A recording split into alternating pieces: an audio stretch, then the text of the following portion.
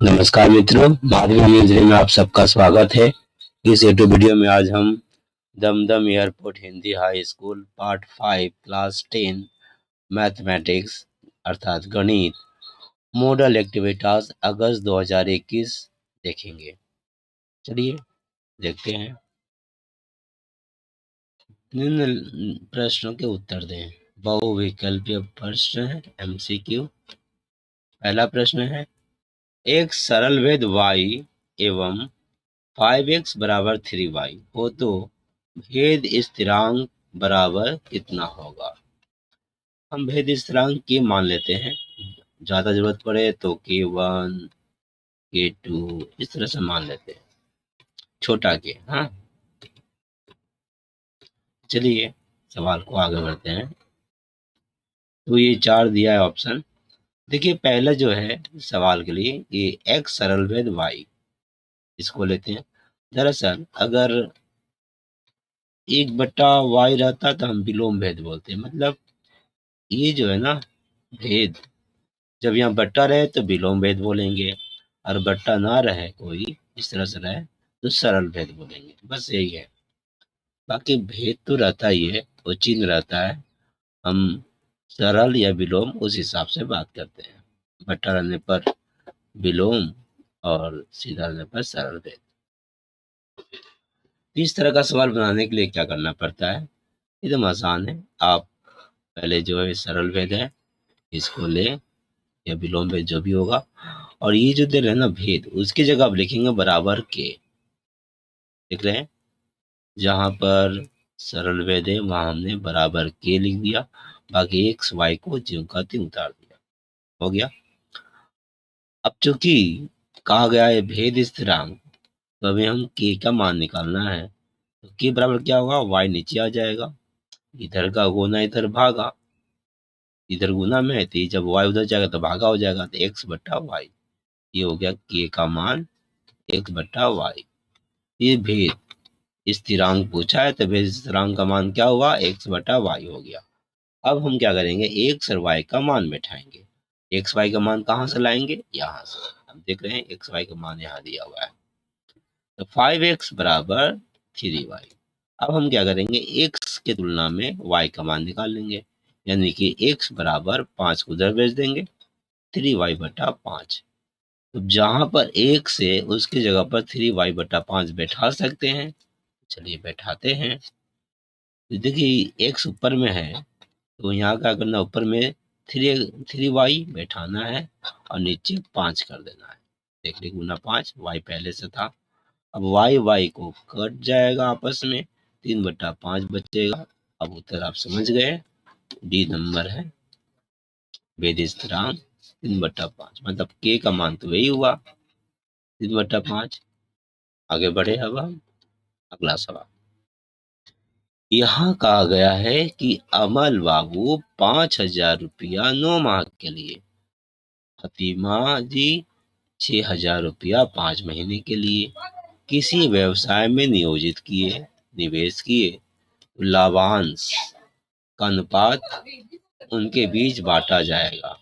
लाभांश का अनुपात क्या होगा, 3:2, 5:6, 6:5, 9:5।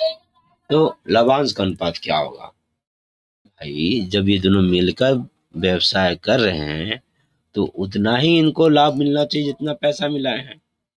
इसीलिए मूलधन का जो अनुपात होता है बराबर लाभांश का अनुपात होता है। अब मूलधन अमर बाबू ने मिलाया था कितना, 5,000 रुपया करके 9 महीना के लिए, तो 9 से गुना कर देंगे। फतीमा जी मिलाई थी 5 महीना के लिए 6,000 रुपया करके, तो इनको 6,000 5 कर दिए। मतलब महीने के आधार पर हमने मूलधन को सजा दिया। अब क्या है, 3 जीरो कट जाएगा, ठीक है, 5 से 5 कट जाएगा, बाकी 2 से 2 तिहाई 6, और 2 से नहीं 3, 3 दूनी 6 और 3 त्रिक 9।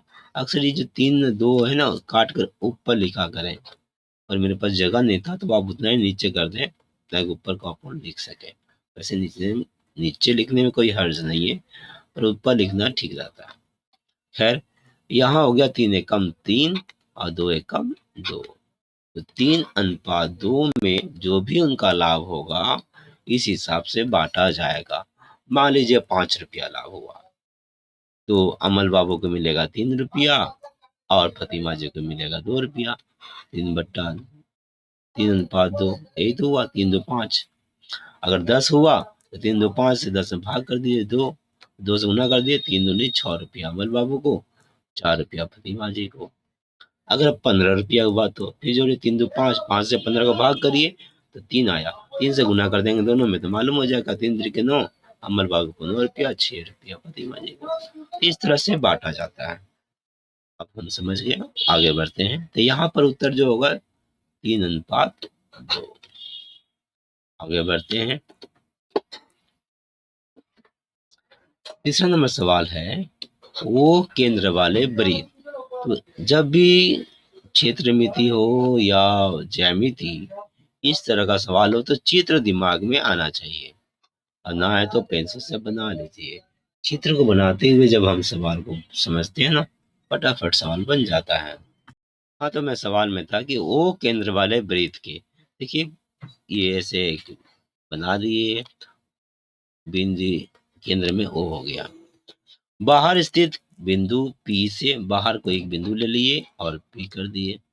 वृत्त पर अंकित स्पर्शक, तो यहाँ से कोई स्पर्शक इस तरह से काट दिए।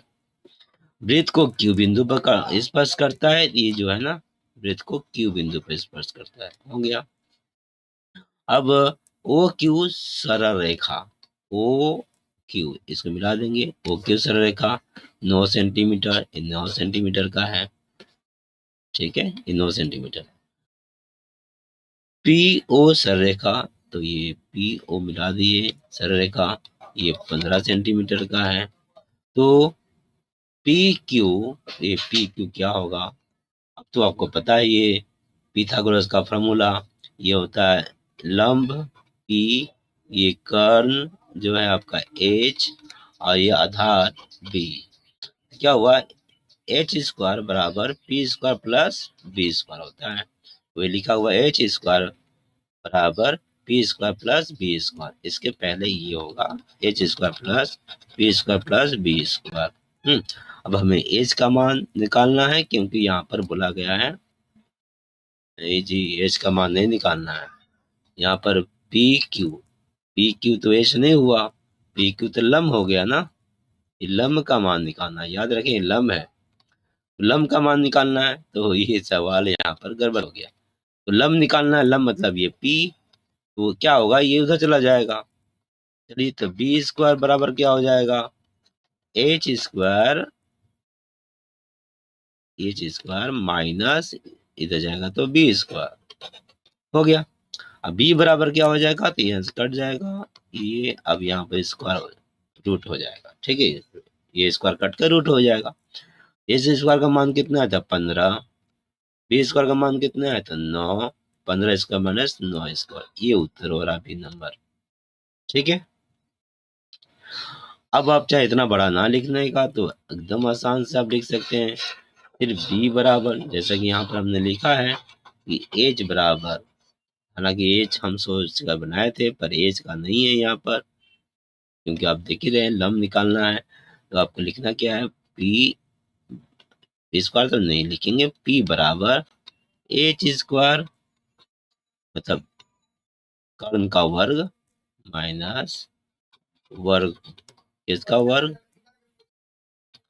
आपका ये बी का वर्ग, याद होता क्या ना, ऐसे देखिए एक, उसके बाद यहाँ पर इस तरह से त्रिभुज बनेगा तीनों पर, तो ये बात हो रहा है कि भाई इसका स्क्वायर मतलब ये, ठीक है। खैर आते हैं इसको, उसके बाद इसको कर देंगे, ये हो गया। एच का मान कितना है भैया, तो एच का मान यहाँ 15 है, तो हम 15 स्क्वायर कर देंगे।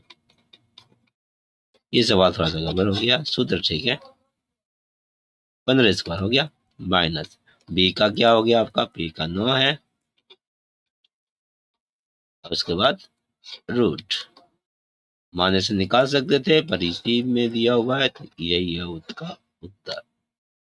हम समझ गए। धन्यवाद। आगे बढ़ते हैं।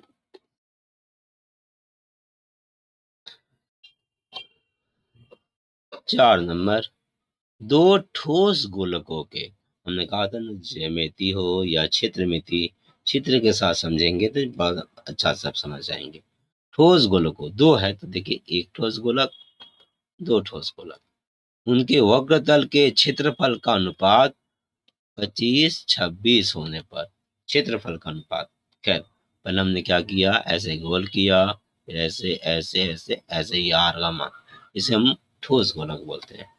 क्षेत्रफल हम जानते हैं, बार का क्षेत्रफल। देखिए वैसे ये तो गोलक है ना रसगुल्ला, और कागज को गोल करके काट देते हैं और रखते हैं प्लस में, प्लेन हो जाता है, इसको वृत्त बोलते हैं हम लोग। ये 4 पाई r² होता है, और गोल है फुटबॉल की तरह, रसगुल्ले की तरह, तो गोल होना, तो यहाँ पर सिर्फ 4 सामने कर देते हैं, 4 पाई² तो ये क्षेत्रफल निकल जाता है, जैसे कि आप देख रहे हैं 4 पाई r² हो गया क्षेत्रफल।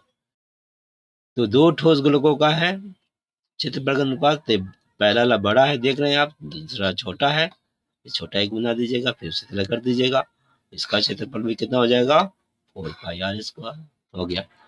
उनके आयतन का अनुपात क्या होगा, अब आयतन क्या होगा, आयतन मतलब जैसे रसगुल्ला है तो कितना छेना से बना है, फुटबॉल है तो उसके अंदर कितना हवा भरा जाता है, ठीक है, वो आयतन हुआ। या गोला फेंकते हैं जब आप, गोला लोहे का, तो उसके अंदर कितना वो लोहा से बना हुआ है, तो वो आयतन हुआ, ठीक है। तो आयतन निकालने के लिए अब करना क्या है, देखिए 4 पाई r² है तो यहाँ पर क्यू कर देंगे, नीचे भी 3 कर देंगे, बस। देखिए 4 पाई r² है, इसके हिसाब से समझिए, जल्दी याद हो जाएगा। 4 पाई r² है, पहले आप 4 पाई r² कैसे याद किए, वृत्त आपको पता था पाई r², उसमें 4 गुना, तो 4 पाई² हो गया। तो अब इसको आयतन निकालना है, तो जो यहाँ पर ध्यान रखिए, स्क्वायर का 3 कर देंगे, नीचे भी 3 कर देंगे, देख लीजिए 4 पाई r², r³ बटा 3 हो गया आयतन, तो आयतन निकल गया, सूत्र लिख दिए हम। लिखने के बाद अब आते हैं आयतन में, गौर करिए, अगर दोनों को हम बराबर करते हैं तो, खैर अब यहाँ पर आपको थोड़ा दिक्कत हो जाएगा, अभी यहाँ वहीं पर चलते हैं सवाल पर। तो ये समझ में आ गया, अभी हमने सिर्फ सूत्र लिखा है, चित्र बनाया है ना, जो कि आप पहले से जानते हैं। अब सवाल के हिसाब से आते हैं, क्या दिया है, क्षेत्रफल का अनुपात दिया हुआ है सवाल में। अभी तक हम सवाल में नहीं आए तो याद रखिए, समझे हम, अगर आप पहले से ही जानते हो तो बहुत अच्छा है, ठीक है, सिर्फ चित्र बनाकर ऐसे लिख देना है। अब आते हैं, तो कहा गया है कि क्षेत्रफल का अनुपात, तो पहला का क्षेत्रफल का सूत्र हमने लिखा, दूसरा का लिखा, अनुपात भी से बैठाया, बराबर 25:16। अब ये बड़ा क्यों है, ये छोटा क्यों है, बड़ा ये इसीलिए क्योंकि इसका अर्धव्यास बड़ा है, और ये छोटा है तो इसका अर्धव्यास छोटा होगा, ठीक है, दोनों अलग अलग है।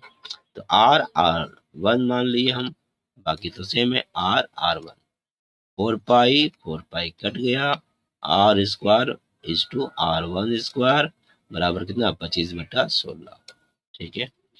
अब इसको हटा देंगे तो यहाँ भी 25 किसका स्क्वायर है, 5 का, देखिए ऐसे होगा ना, इसको हटेगा तो यहाँ पर स्क्वायर तो 5 बचेगा, और ये 4 का स्क्वायर होता है 16 का जगह 4 स्क्वायर, स्क्वायर हट जाएगा तो 4 बचेगा, ये आ गया। अब यहाँ पर ये समझे ना, स्क्वायर 25 मतलब 5 का स्क्वायर, और 16 मतलब 4 का स्क्वायर, कम से कम 9 तक याद कर लीजिएगा, 9 81, ठीक है।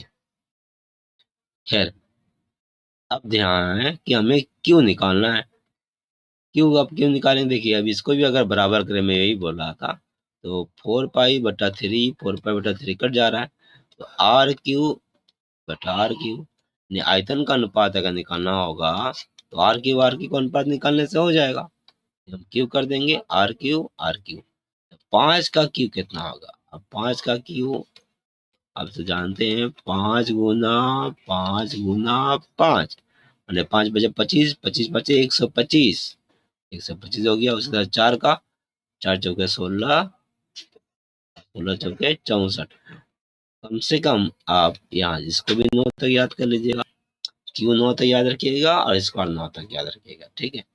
तो ये आपका उत्तर हो गया 125/64 बोलिए या 125/64, यदि अनुपात में दिया हुआ है 125/64।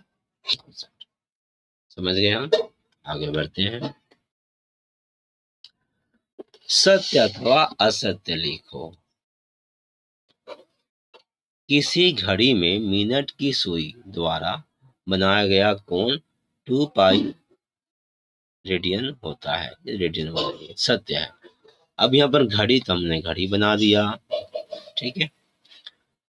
और सुई द्वारा बनाया गया कोण, अब कोण कितना बना आप जानते हैं, ये पूरा चक्कर लगाया गया जब कोई, चाहे सुई का कांटा हो या घंटा का कांटा हो या सेकंड का कांटा, ये पूरा चक्कर लगाएगा तो 360 डिग्री का कोण बनेगा, ठीक है। अब हमें पता है कि 160 डिग्री बराबर पाई रेडियन होता है, तो 360 डिग्री का कितना होगा, तो पाई रेडियन होगा, क्योंकि इसका 2 गुना है तो इसका भी 2 गुना हो जाएगा, बस। अगर बोलता कि घड़ी की दिशा में, घड़ी की विपरीत दिशा में, तो कोण का माइनस प्लस होता, पर यहाँ माइनस प्लस का कोई सवाल, मतलब घड़ी की दिशा में घूमता तो माइनस होता है, प्लस का तो है, ये लिखिए, तो ऐसा कोई बात नहीं है। सिर्फ बोला कि इतना डिग्री का कोण बनेगा, तो बात सही है, इतना डिग्री का कोण बनेगा, सत्य है। आते हैं आगे।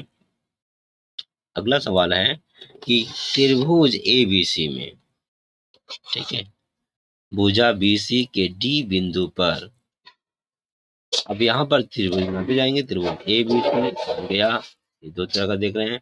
भुजा बी सी नीचे वाला है, कि डी बिंदु, बीच वाला बिंदु डी ले लिए, बीच का नहीं मतलब डी बिंदु पर कोई बिंदु डी ले लिए।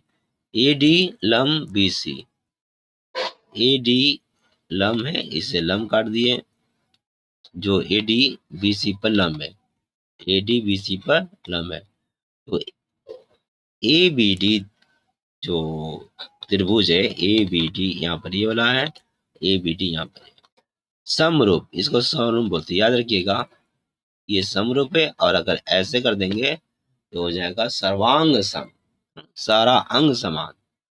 यहाँ पर समरूप है, दिखने में एक जैसा है, उसका समरूप बनेंगे सी ए डी, तो ये सी A D, C A D. तो क्या ये वाला यहाँ पर, ये वाला एक जैसा दिखता है, छोटा बड़ा हो गया ना, तो समरूप तो नहीं है, पर यहाँ पर समरूप है। क्यों समरूप है, क्योंकि ये भी 90 डिग्री है, तो कहने का मतलब क्या होगा, ये 90 डिग्री का कोण है ना, यहाँ पर ये 90, यहाँ पर ये पूरा 90, तो ये 45 45 और ये 90 होता है। खैर, त्रिभुज एबीसी समकोणी त्रिभुज नहीं है, ऐसा तो बोला नहीं है समकोणी त्रिभुज, एवं कोण ए समकोण बिंदु भी नहीं है, ये कोण यहाँ पर समकोण बिंदु भी नहीं है, बोला भी नहीं गया है, इसे समरूप नहीं होगा। अगर बोल देता कि ये समकोणी त्रिभुज एबीसी में, ठीक है, और तो आराम से आप इसको, ये आपका सही हो जाता, लेकिन अब ये असत्य है, गलत है।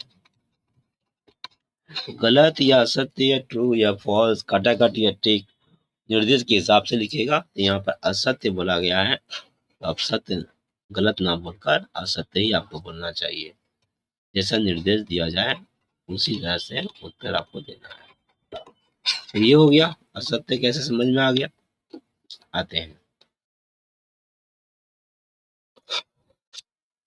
क्योंकि यहाँ संभावना दोनों का है, समरूप होता है, लेकिन जब ये कोण 90 डिग्री का होता है। हाँ, आते हैं, किसी लंब वृत्ताकार शंकु, अब शंकु तो समझ रहे हैं आप, का अर्धव्यास, अब देख रहे बना हुआ है, कैसे बनता है, पहले आप इस तरह से एक गोल ले लिए, ठीक है, ये बीचों बीच अर्धव्यास, इसको सीधा काट दें, अगर ऐसे आप इसको मिला दें तो ये आसानी से बन जाता है। दूसरा तरीका भी है आपको बनाने का, तो अर्धव्यास, अर्धव्यास यहाँ से यहाँ, यहाँ से यहाँ आर, यहाँ से यहाँ आर, दोनों जोड़ देंगे तो 2r हो गया, ये व्यास हो गया। चलिए, अर्धव्यास ऊंचाई, ये सीधा सीधी ऊंचाई है h, तिर्यक ऊंचाई l बोलते हैं, तिर्यक ऊंचाई। सदैव समकोण त्रिभुज की भुजा होती है, जी यहाँ अलग से निकाल के देख लिए, समकोण की भुजा है ही। ठीक है, तो ये भी बात आपका सत्य है। आते हैं आगे।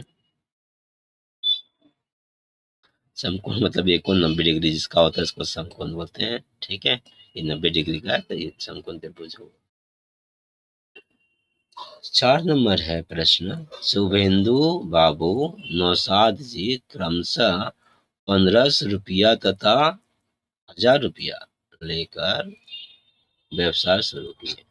तो शुभेंदु बाबू 1500 रुपया, नौशाद बाबू 1000 रुपया लेकर व्यवसाय शुरू हुए हैं। टोटल हो गया 2500 रुपया।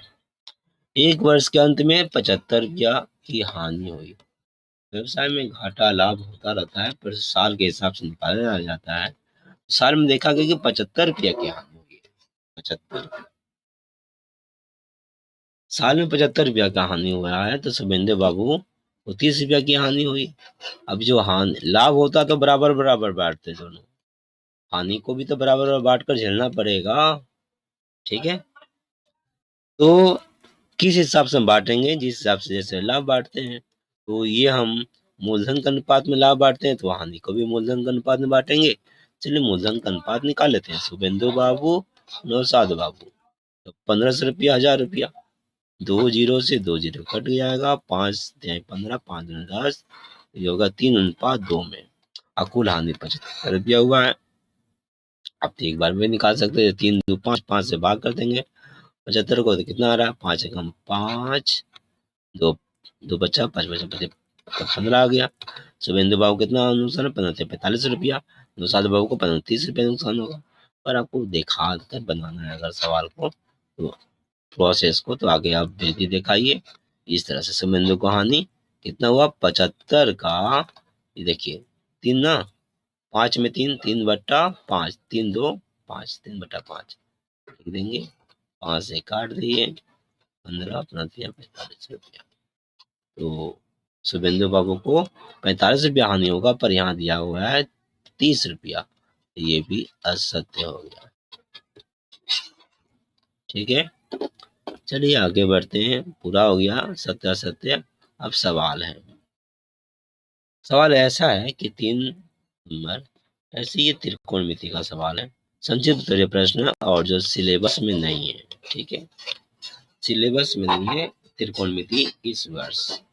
सिलेबस छोटा हो गया है तो मैं आपकी और एक सवाल दिखा दूं। ये भी आपका त्रिकोणमिति का पहला पार्ट का सवाल है, और ये भी त्रिकोणमिति का पहला पार्ट का सवाल है, जो कि इस वर्ष सिलेबस में नहीं है। छोटा हो गया सिलेबस, त्रिकोणमिति नहीं आ रहा है, 18 पार्ट तक ही आ रहा है।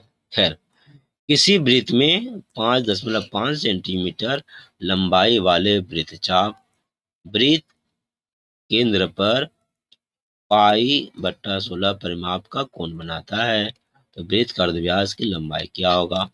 गौर से ध्यान दीजिए, ये रहा वृत्त। ठीक है, ये केंद्र हो गया, यहाँ से आर हो गया, और जब इस पर जो चाप हुआ, ये चाप समझ लीजिए, मैं आपको कलर चेंज करके दिखाऊं।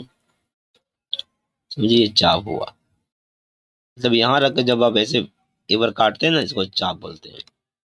ये भी चाप, ऐसे एक बार काट देंगे चाप, तो चाप हुआ। यहाँ से यहाँ चाप, किसी वृत्त में 5.5 सेंटीमीटर लंबाई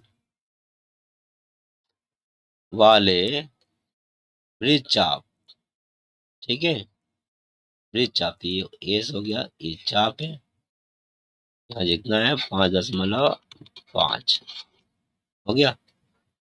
वृत्त के केंद्र पर π/16 कोण परिमाण का कोण बनाता है।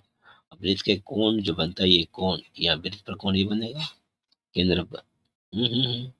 वृत्त के केंद्र पर कोण, हाँ ये केंद्र पर कोण बना, तो ये होगा आपका मान π/16, इसका मान π/16।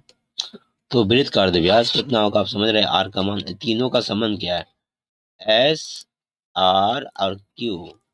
तो एस आर क्यू बोलेंगे, तीनों का संबंध क्या है, इस संबंध को याद रखें। एस बराबर होता है आर गुना क्यू। इसी संबंध के आधार पर हम सवाल को बनाएंगे।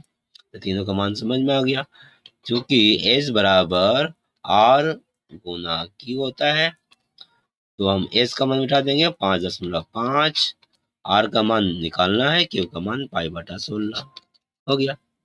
अब आगे बढ़ेंगे, पाई का मान 22/7 होता है, तो हम पाई का मान 22/7 बिठा दिए, आर से 22 का गुना करेंगे तो 22 आर हो जाएगा, 16 पहले से है। अब 5.5 को हम क्या करेंगे, 1/10, ठीक है, जितना हम तो जानते ही दशमलव से भिन्न बदलना, तो एक अंक है, एक है दशमलव के लिए एक अंक के पीछे है तो 0 बिठा देते हैं, ये है। अब समझ लीजिए, नहीं भी पता हो, भूल गए हो, तो होता क्या है, दशमलव के लिए नीचे एक बैठाते हैं और पीछे जितना भी संख्या होता है उतना 0 बैठाते हैं, बस इनमें बदल गया, तो बदल गया ये। अब हम ऊपर ऊपर नीचे नीचे काट सकते हैं, चाहे ऊपर नीचे, मतलब कि ऐसे ऐसे काट सकते हैं और ऐसे ऐसे काट सकते हैं, और ऐसे ऐसे देख ही रहे हो क्या हो गया, गुना कर सकते हैं, ठीक है। ऊपर ऊपर कटेगा, देखिए 11×2 = 22, 11×5 = 55, कट गया, ऐसे ऐसे कटा, नीचे देख लेते हैं कट रहा है तो यहाँ पर देखिए, ऐसे काटने के बाद हम 5 से पहले इसे भी काट दिए, 5×2 = 10, कट के 2 बार में, 2 से फिर ये 16 जो है 8 बार में कट गया, ऐसे ऐसे, ठीक है ना, ऐसे भी काट सकते हैं, ऊपर से काट दिए, 2×8 = 16, 8 आया। अच्छा, अब क्या हुआ, ऊपर में ये तो पहले देखिए, 11×5 = 55, 11×2 = 22, 5 से फिर इसको काट दिए, है ना, ये 2 बचा हुआ है, 2 को 8 से काटे फिर 4 आया, नहीं कितना हो गया, 7×4 = 28। तो अब क्या है, ऐसे ऐसे ऐसे ऐसे गुना करेंगे, तो आर यहाँ कुछ नहीं है मतलब 1, आर एकम आर, ये कुछ नहीं मतलब 1, 28 एकम 28। अर्धव्यास की लंबाई कितना हो गया, 28 सेंटीमीटर, आर का मान निकल गया। समझ गए हम, आगे बढ़े। अब मैं थक गया, तो मैं इसी तरह दिखा दे रहा हूँ आपको, ये देख लीजिए, चलिए 2 ही सवाल है, बता ही दे रहा हूँ। 2 नंबर सवाल, किसी लंब वृत्ताकार शंकु की ऊंचाई 12 सेंटीमीटर, आयतन 122 सेंटीमीटर का क्यूब होने पर शंकु का अर्धव्यास की निर्णय करो। चित्र बना देंगे हम, चित्र समझ रहे हैं, बन गया शंकु का, ऊंचाई सीधा सीधी है 12, ये ऊंचाई हो गया आपका, ये ऊंचाई, आयतन मतलब अंदर कितना खाली जगह है, दूल्हा का टोपी देखें या फिर मोचा, ठीक वही है, ठीक है, या पेंसिल का नोक, आइए अर्धव्यास आर, तो कहा गया अर्धव्यास निर्णय करो। देखिए यहाँ पर आयतन नहीं कहा गया है, क्षेत्रफल नहीं बोला गया है, सीधा सीधी कर दिया गया है, न क्षेत्रफल बोला गया है न आयतन, अर्धव्यास पूछा है, तो आपको दोनों में से एक समझना चाहिए, क्षेत्रफल या आयतन दिया होगा, कभी भी अर्धव्यास ऊंचाई क्षेत्रफल पूछा जाएगा तो आयतन क्षेत्रफल दिया रहेगा, नहीं नहीं नहीं, अर्धव्यास ऊंचाई त्रिज्या वगैरह दिया रहेगा, पूछा जाएगा तो आयतन या क्षेत्रफल दिया रहेगा, और क्षेत्रफल आयतन दिया नहीं दिया रहेगा तो आपका ये बाकी लेकर उसको पूछा जाएगा, क्योंकि आयतन देकर क्षेत्रफल पूछता है, तो इस तरह से सवाल बनते हैं। यहाँ पर आप एक चीज देख रहे हैं कि आयतन दिया हुआ है, ये आयतन ना पूछा गया अर्धव्यास, बस आयतन का सूत्र बिठा दीजिए, तो आयतन बराबर क्या हुआ, πr² H/3। अब आप सोच रहे हैं कि ये कैसे, ये सूत्र याद रखें, तो मैं आपको बता रहा हूँ, इत्मीनान से देखिए, जल्दीबाजी नहीं, हम छोड़कर भाग भी नहीं सकते हैं, सवाल तो करना ही पड़ेगा। ये आप जो देख रहे हैं ना, इसको बोलते हैं हम लोग बेलन। अब इसका तो हम जानते ही हैं, वृत्त का πr², क्षेत्रफल हो गया पूरा क्षेत्रफल, ठीक है, पूरा जगह ले गया क्षेत्रफल, ये जो क्षेत्र है πr², कितना नीचे तक गहरा तक ऐसे जाएगा, h, वही हुआ आपका आयतन, तो क्या हो जाएगा, इसमें h का गुना हो जाएगा, इतना नीचे तक जाएगा, πr² H मतलब हो गया आयतन बेलन का। अब ये बेलन का 3 हिस्सा करते हैं, मैं आपको दूसरा कलर दिखा दूं, 3 हिस्सा करेंगे ऐसे, ठीक है, देख रहे हैं ये ये देख रहे हैं, इधर से अगर देखें तो ये शंकु बना कि नहीं, इधर से देखें तो ये शंकु, इधर से ये शंकु, 3 शंकु बनता है एक बेलन में। यानी कि हम इसे 3 से भाग करेंगे तो एक शंकु का आयतन निकल गया। तो वही है भैया, देख लीजिए, पाई स्क्वायर एच बट्टा 3, समझे हम। तो अब तो याद रहेगा आयतन का मान, आयतन का सूत्र याद कर लीजिएगा।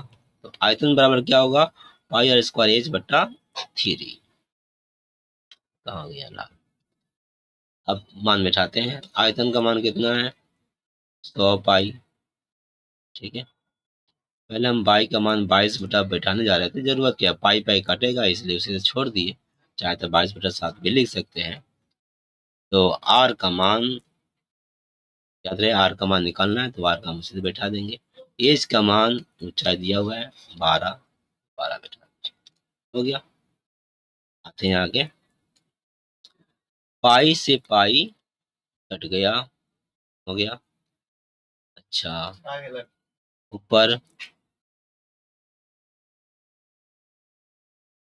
में आपका, अब यहाँ पर 3 से, अच्छा यहाँ पर ये गुना कुछ भी नहीं होगा, हाँ 22/7 हम लिखने जा रहे थे, जैसे हमने कहा कि पाई का मान 22/7 होता है, पर बाद में हमने नहीं लिखा, पाई पाई है तो इसलिए यहाँ पर गुना होगा, नीचे सिर्फ 3 रहेगा। हाँ, 3 से 12 काटेंगे 4 बार में, और 3 चौके 12।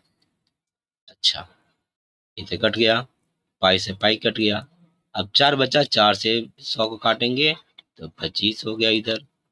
तो आर स्क्वायर बराबर 25, तो आर बराबर 5, क्योंकि आर स्क्वायर है तो इसको भी स्क्वायर में बदलेंगे, आने की जरूरत नहीं है, ऐसे होगा, स्क्वायर इसको कट जाएगा तो आर बराबर 5 हो गया, हो गया। ये हुआ शंकु का अर्धव्यास 5 सेंटीमीटर।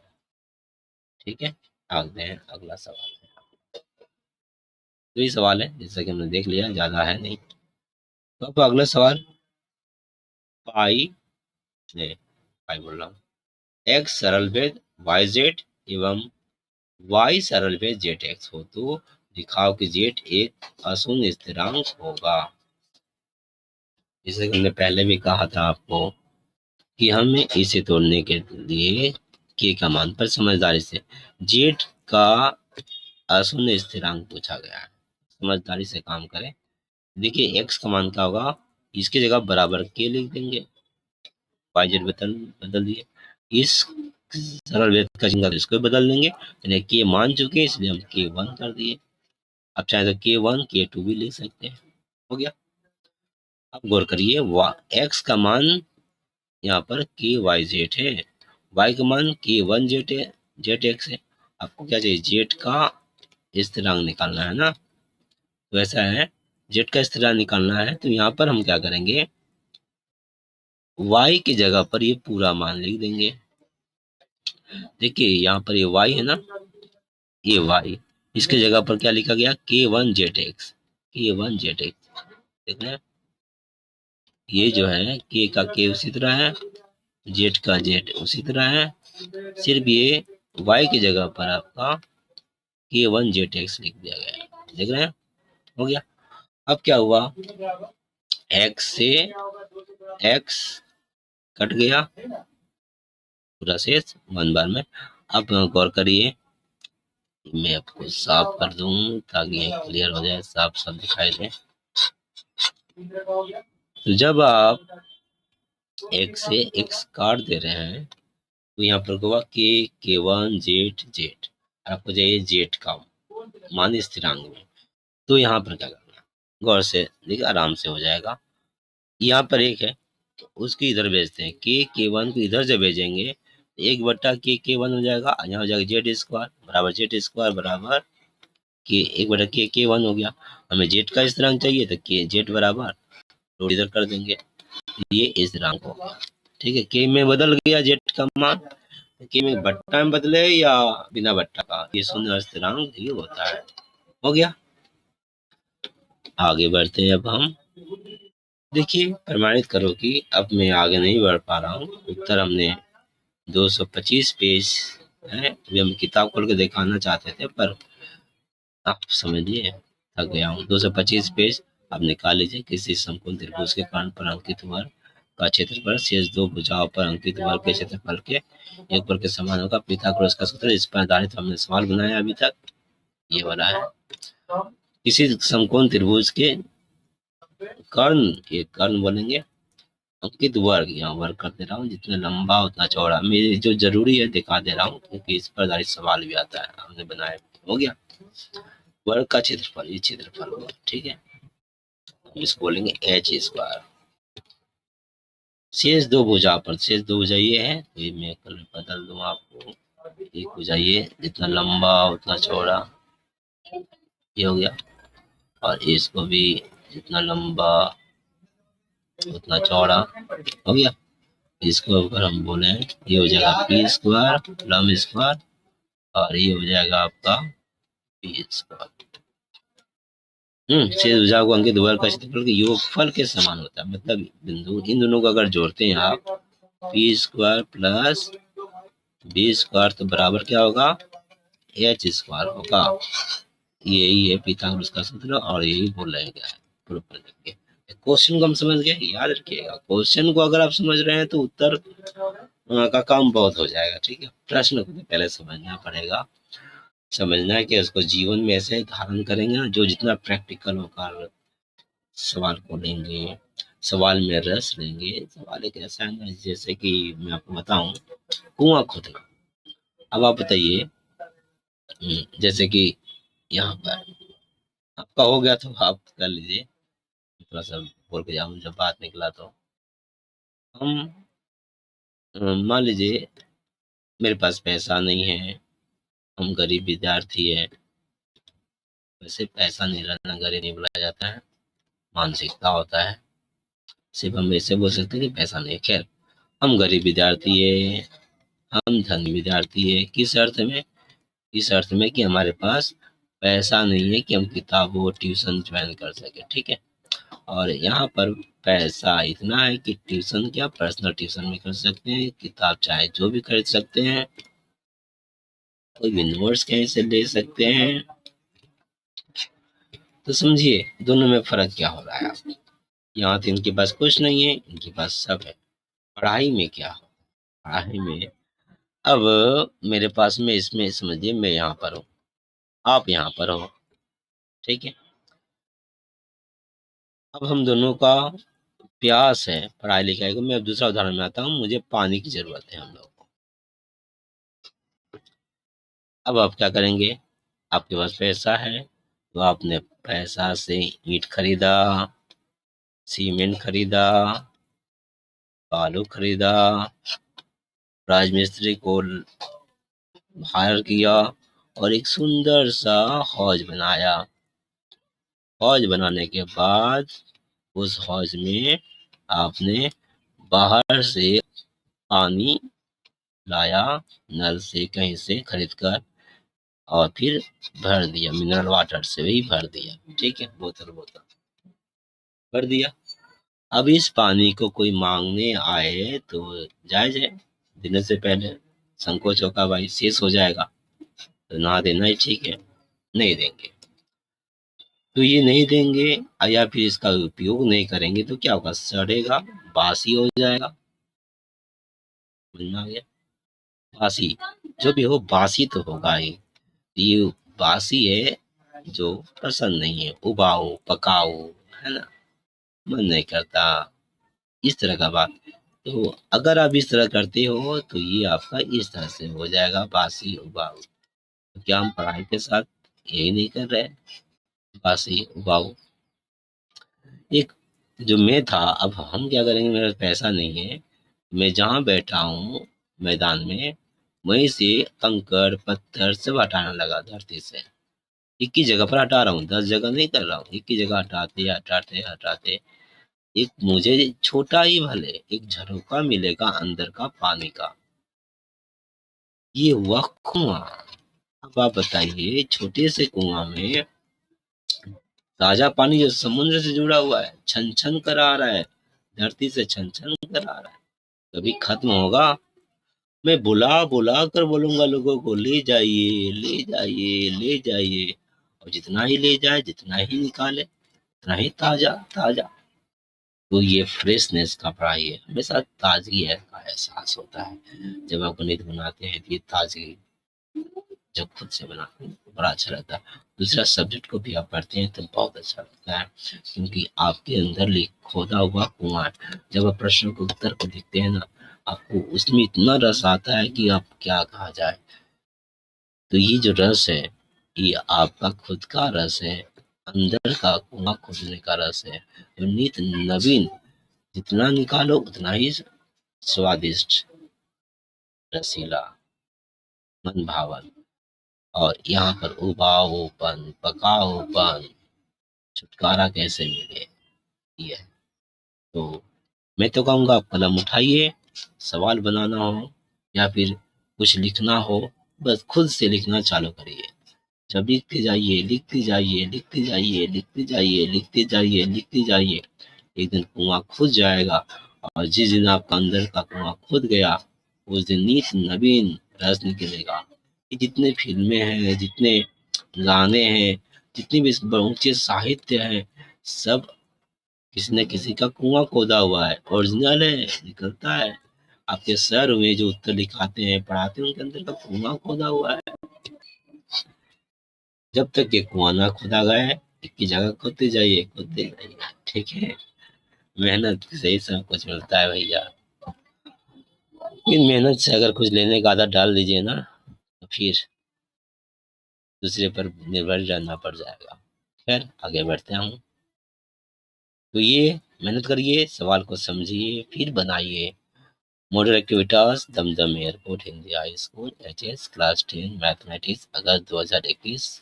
धन्यवाद।